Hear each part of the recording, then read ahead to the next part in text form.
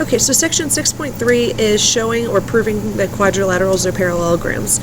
So it's kind of the converse of section 6.2. 6.2 said these are parallelograms, so this is what we know.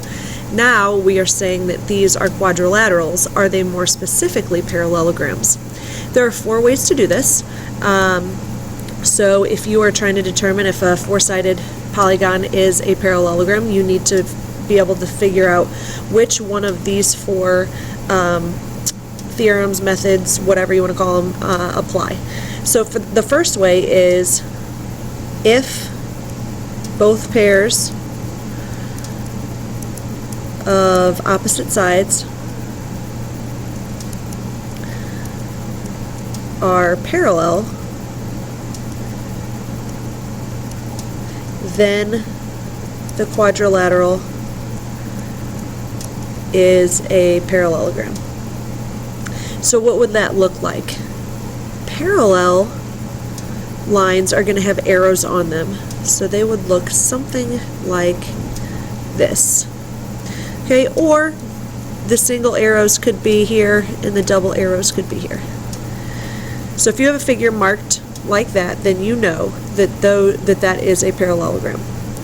The second way, if both pairs of opposite sides are congruent, then the quadrilateral is a parallelogram.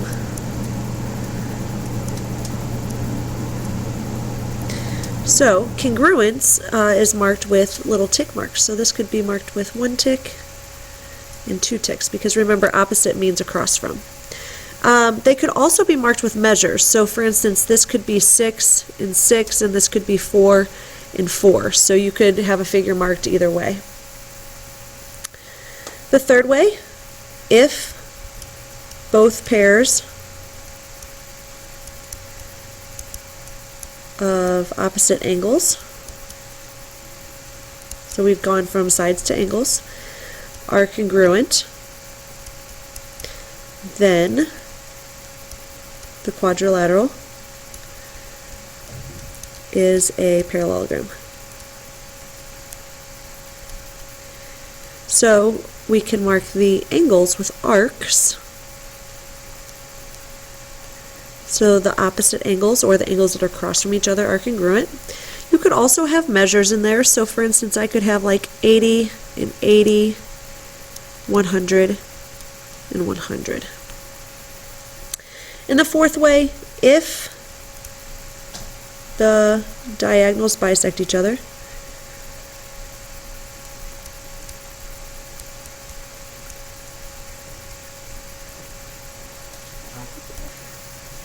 then the quadrilateral is a parallelogram. So first we need some diagonals in here.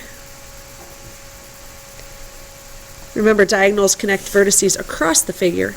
And to bisect, that means to cut in half into 2 equal segments. So we would mark the diagonals now with tick marks. And notice that we have single tick marks along one of the diagonals and double tick marks along the other, because not necessarily are all 4 pieces congruent, but we just have 2 and 2 there.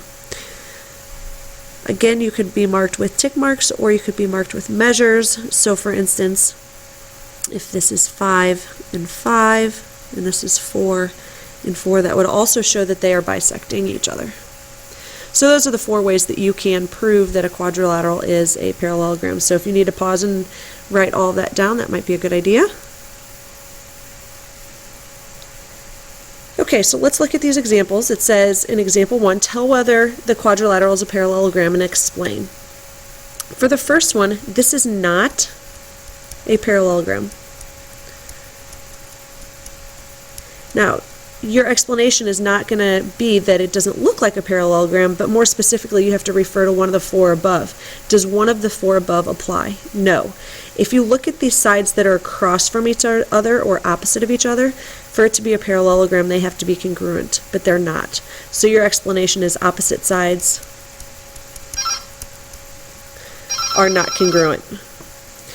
And in part B, if we look at that, now we're dealing with angles. So if you refer to the 4 possibilities above, only one of them deals with angles, and it says the opposite angles have to be congruent. And if we look here, the opposite angles are indeed congruent because we've got 140 and 140, and we've got 40 and 40. So yes, this is a parallelogram because both pairs of opposite angles are congruent. Example number 2, if you look at A, again we're dealing with angle measures, so opposite angles have to be congruent, and we see that 85 and 85 are congruent.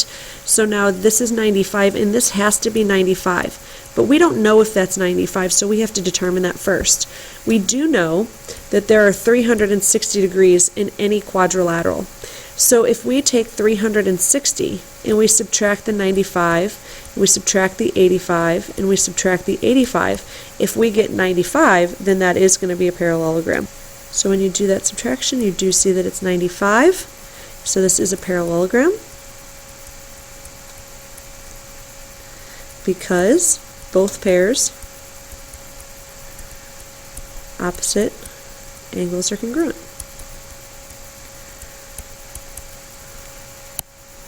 Okay, part B now is dealing with the diagonals. It's not dealing with the sides, it's not dealing with the angles, it's dealing with the diagonals. And above it says that the diagonals have to bisect each other. So that means that this piece and this piece have to be congruent, which we see that they're already not. So that tells us right off the bat that this is not a parallelogram.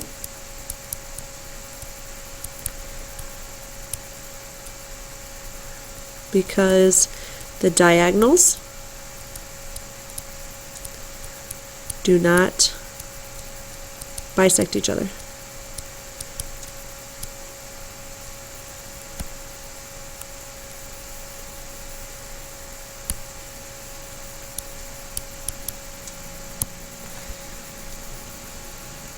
Okay, so for tomorrow, the checkpoint is what you are in charge of.